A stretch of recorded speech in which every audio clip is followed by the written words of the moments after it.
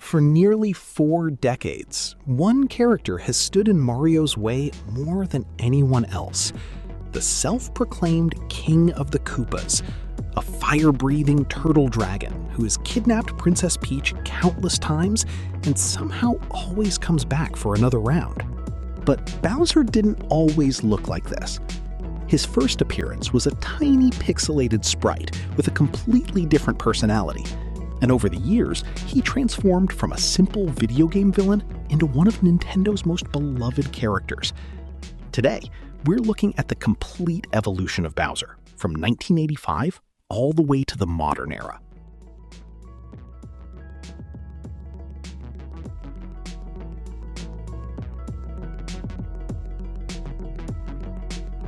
Bowser made his debut in 1985's Super Mario Bros. For the Nintendo Entertainment System. Created by Nintendo legend Shigeru Miyamoto, Bowser was designed to be the final obstacle standing between Mario and Princess Toadstool, who we now know as Princess Peach. Interestingly, Bowser's design was inspired by several different animals. He had the shell of a turtle, the horns of an ox, and the intimidating features of a dragon. Nintendo wanted him to feel larger than life, like a mythical creature that could rule over an entire kingdom.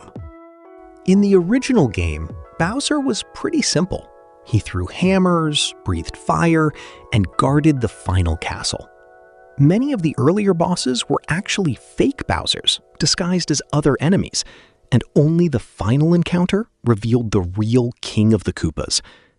There wasn't much dialogue or personality yet. Bowser existed primarily as a threatening final boss, but even then, his design was memorable enough to become one of gaming's most recognizable villains. As Nintendo released more Mario games, Bowser slowly began to evolve. In Super Mario Bros. The Lost Levels, he returned with tougher attacks and became an even greater challenge for experienced players. But the biggest leap came in Super Mario Bros. 3. Bowser was now enormous. He crashed through the floor with his incredible weight, creating one of the most memorable boss fights on the NES. This game also introduced the Koopalings, Bowser's 7 loyal minions who helped him conquer the Mushroom World. By the end of the NES era, Bowser had become more than a generic monster. He was a king, with an army, a castle, and a growing rivalry with Mario.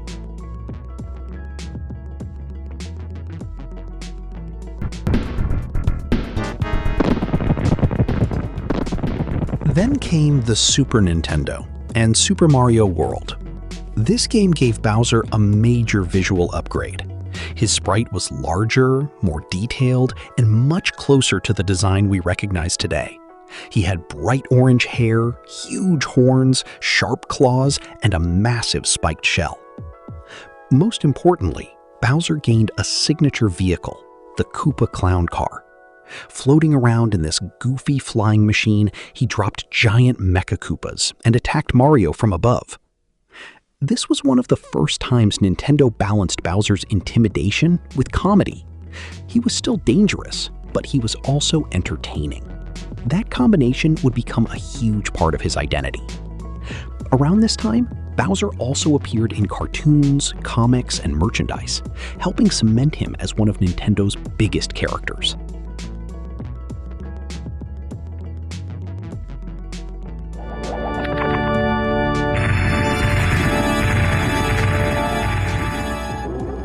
In 1996, everything changed. Super Mario 64 brought Bowser into full 3D for the very first time. And honestly, Nintendo absolutely nailed it. This version of Bowser was massive, expressive, and surprisingly charismatic. He laughed, taunted Mario, and delivered memorable voice clips that made him feel like a real character rather than just a boss at the end of a level. The battles themselves were also iconic.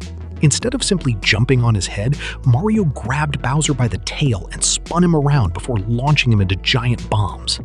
It was dramatic, satisfying, and unlike anything players had seen before.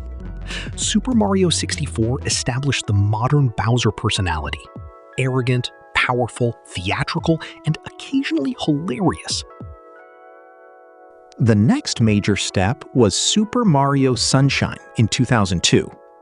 Here, Bowser received a more detailed design and an even bigger role in the story. Nintendo also introduced Bowser Jr., who believed Princess Peach was his mother. This added a surprising layer to Bowser's character. He wasn't just a villain anymore, he was also a father, trying to impress his son.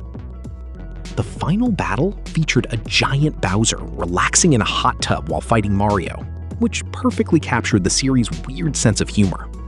Around the same time, Bowser appeared in games like Luigi's Mansion, Mario Party, and the Mario sports titles, showing that he could fit into almost any genre.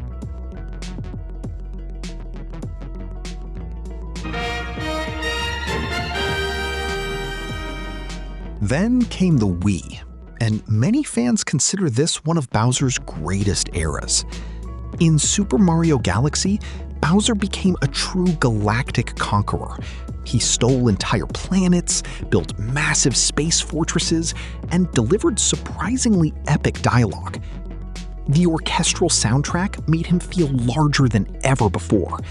When Bowser appeared on screen, it genuinely felt like a major event. Nintendo doubled down on this in Super Mario Galaxy 2, giving him even bigger boss fights and more spectacular transformations. Meanwhile, the new Super Mario Bros. Games kept Bowser closer to his classic roots, combining traditional platforming with modern visuals. This era proved that Bowser could be both a goofy cartoon villain and a genuinely intimidating final boss. As the years went on, Bowser became one of Nintendo's most versatile characters. He starred in Mario Kart, Mario Party, Super Smash Bros., Mario Tennis, Mario Golf, and countless other spin-offs. Players didn't just fight Bowser anymore, they played as him. This helped transform him from a villain into a fan favorite. Many people chose Bowser because he was powerful, funny, and surprisingly lovable.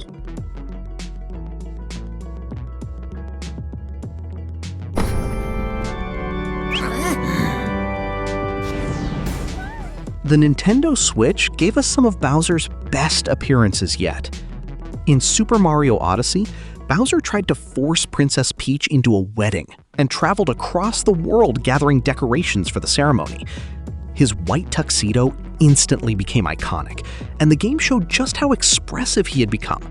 He could be angry, confident, embarrassed, and even strangely sympathetic. Then came Bowser's Fury. This game introduced Fury Bowser, a gigantic kaiju-like version covered in black sludge and glowing spikes.